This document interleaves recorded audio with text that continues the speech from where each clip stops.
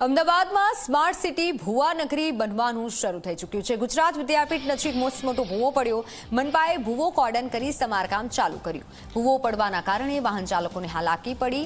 વરસાદ બાદ હવે રોડ પર ખાડા અને ભૂવા પડવાનું શરૂ થઈ ચૂક્યું છે। અમદાવાદમાં ઠેર ઠેર ભૂવા પડ્યા છે। વરસાદ બાદ જે સ્થિતિ આપ જુઓ રોડ રસ્તાની કે જ્યાં ભૂવા પડેલા છે, ભુવા નગરી અમદાવાદ બન્યું હોય તેવા દ્રશ્યો અલગ અલગ જગ્યાએથી સામે આવ્યા છે। ગુજરાત વિદ્યાપીઠ નજીક આ રીતે ભૂવો પડ્યો છે। મનપાએ ભૂવો કોર્ડન કરી હાલ સમારકામ શરૂ કર્યું છે। શહેરમાં વગર વરસાદે ભૂવા પડવાનો સિલસિલો હજી પણ યથાવત છે। ગુજરાત વિદ્યાપીઠ આગળ અત્યારે હું ઉપસ્થિત છું અને અહીંથી સાબરમતી રિવરફ્રન્ટ જતો જે રોડ છે ત્યાં મસ્ત મોટો ભૂવો પડ્યો છે। જો કે મનપાએ આ ભૂવાને કોર્ડન કરીને સમારકામ શરૂ કરી દીધું છે, પરંતુ સૌથી મોટી સમસ્યા એ છે કે રિવરફ્રન્ટથી જે ગુજરાત વિદ્યાપીઠ તરફ જતો જે આખો રોડ છે એ હવે એક તરફી થઈ ગયો છે, સિંગલ લેન બની ગયો છે, જેના કારણે લોકોને અવરજવરમાં થોડીક મુશ્કેલી થાય તે પ્રકારની સ્થિતિ જોવા મળી રહી છે। સૌથી મહત્ત્વની વાત એ છે કે જૂની જે ડ્રેનેજ લાઈનો હોય છે એનું રિહેબિલિટેશન પૂરતી જે રીતે એનું મેન્ટેનન્સ થવું જોઈએ એ પ્રકારે નથી કરવામાં આવતું, જેના કારણે ઠેર ઠેર ભૂવા પડે છે। આ લાઈનોનું જો રિહેબિલિટેશન સમયાંતરે થતું રહે તો આ પ્રકારની હોનારત ન થાય। ઘણીવાર એવી ઘટનાઓ પણ બનતી હોય છે કે જ્યાં ભૂવા પડે અને લોકો વાહનો સહિત એ ભૂવામાં ખાબકી જાય છે। કેમેરામેન તુષાર શાહ સાથે સપના શર્મા, ઝી 24 કલાક, અમદાવાદ।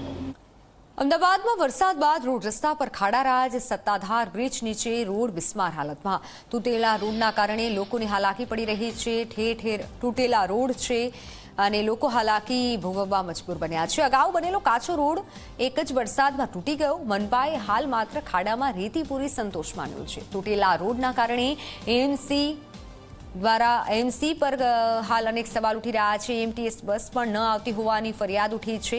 ઠેર ઠેર ખાડા છે તો સત્તાધાર બ્રિજ નીચે રોડ બિસ્માર હાલતમાં છે। તૂટેલા રોડના કારણે લોકોને ખૂબ હાલાકી પડી રહી છે। શહેરની જનતા અમદાવાદ મહાનગરપાલિકાને ટેક્સના પૈસા ચૂકવે છે અને તેના બદલામાં કોર્પોરેશન નાગરિકોને શું આપે છે તો એના દ્રશ્યો હું તમને બતાવું। આપ જુઓ કે સત્તાધાર બ્રિજની નીચેના આ દ્રશ્યો કે જ્યાં આખો રોડ બિસ્માર હાલતમાં છે। કેટલી તગલકી કામગીરી કરવામાં આવે છે તેના હું તમને દ્રશ્યો બતાવું। આ ખાડા અમદાવાદ મહાનગરપાલિકાએ પૂર્યા છે, પરંતુ કયા પ્રકારની કામગીરી છે આપ જુઓ કે આખું જે પૂરા મટીરિયલ છે એ એમનેમ ઉખડી જાય છે। આ કામગીરી પાછળ થોડોક ઘણો પણ ખર્ચ થયો હશે, જે જનતાના ટેક્સના પૈસાનો જ ભાગ હશે। લોકોને સારા રોડ આપવામાં નથી આવતા। આપ જુઓ કે ઢગલે ને પગલે આ પ્રકારના ખોદકામ કરવામાં આવ્યા છે, પરંતુ સારો રોડ જનતાને મળવો જોઈએ, જે નથી મળતો। અને આ પરિસ્થિતિ કોઈ એક વિસ્તારની નથી, પરંતુ ઘણા બધા વિસ્તારોની આની આ સમસ્યા છે। વાહન ચાલકોએ આ પરિસ્થિતિમાંથી પસાર થવું કેમનું, રાહદારીઓ આ રોડ ઉપર ચાલે કેમના, અધિકારીઓએ જવાબ આપવો જોઈએ। હવે લોકો સાથે પણ વાતચીત કરીએ, એમને પૂછીએ, અચ્છા કેટલી મુશ્કેલી પડે છે, કેટલા સમયથી આ સમસ્યા છે? બહુ જ મુશ્કેલી પડે છે। જવા આવવામાં તકલીફ પડે છે, ટ્રાફિક રહે છે। ગટર છે પણ ગટર કોઈ કામની નથી। ગટર તો તમારે ચોકઅપ જ છે, ખાલી પાણી જતું જ નથી, પાણી જાય જ નહીં, ખાલી ઉપરથી સાફ કરીને જતા રહે। કેટલા સમયથી આ સમસ્યા છે ને કોર્પોરેશને રોડ બનાવ્યો તો ખરી? રોડ કાચો પાકો બનાવ્યો છે, પર્ટિક્યુલર જે બનવો જોઈએ એ નથી બનાવ્યો, જે ઉખાડીને કરવો જોઈએ એ નથી બન્યો। અને લગભગ પુલ બનતો હતો ત્યારથી લગભગ આપણે સમજી ચલો કે 2 વર્ષથી પુલના હિસાબે આપણે ટ્રાફિક રહે એ ચલાવીએ કે બરાબર છે, પણ હવે તો પુલ બની ગયો છે, હવે તો રોડ વ્યવસ્થિત બનવો જોઈએ। દાદા, મોટી ઉંમર છે તમારી, કેવી રીતે પસાર થાઓ છો? આ ગટર ખોદી, જો અત્યારે પાછા આ પતી ગયું કે આ પાઇપલાઇન કરી, હજી રોડ હરખો નથી કર્યો, પાઇપલાઇન થઈ ગઈ તો એટલી બધી તકલીફ પડે। બસ અંદર આવતી જ નથી કોર્પોરેશનની। હવે આવવા જવાની જગ્યાએ જ છે, પહેલાં જગ્યાએ નહોતી તે આગળ રાખતા, બસ અંદર જ નથી આવતી એટલી।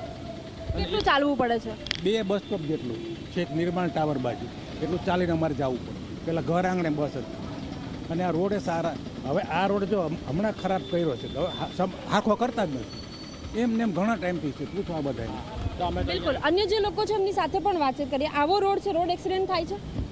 હા, ત્યાં આગળ જે સ્લીપ ચડવાનું છે, સાઈડમાં ભરવાનું, ત્યાં આગળ લોકો બહુ પડે છે, કારણ કે રોડની ધાર બરાબર બનાવી નથી, એના હિસાબે લોકો રોજ અમે એક્સિડન્ટ જોઈએ છીએ, રોજ લોકો પડે છે।